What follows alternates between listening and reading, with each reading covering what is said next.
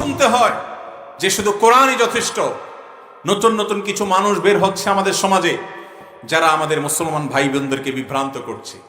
দুঃখজনক, তারা অনেকে জেনারেল শিক্ষিত মানুষ হয়ে ইসলাম চর্চা করলে, ইসলামের দাওয়াতের কাজে গিয়ে এলে সেটা অবশ্যই অ্যাপ্রিসিয়েট যোগ্য, সেটাকে আমরা সাধুবাদ জানাই। কিন্তু ইসলাম সম্পর্কে যারা সারা জীবন পড়াশোনা করেছেন, ঘাটাঘাটি করেছেন, গবেষণা করেছেন, যাদের পুঁথিগত বিদ্যা আছে, যাদেরকে আল্লাহ যথেষ্ট পরিমাণ পুরো জীবন দিনের মধ্যে কায়েম এবং দায়েম থাকার তৌফিক দিয়েছেন, সেই সকল আলিম যারা নবীদের ওয়ারিস, তাদের কথা অবজ্ঞা করে আজকাল কিছু সাধারণ শিক্ষিত ভাই বোনদেরকে দেখা যায় তারা প্রকৃত ইসলাম আর বিকৃত ইসলাম পার্থক্য করে।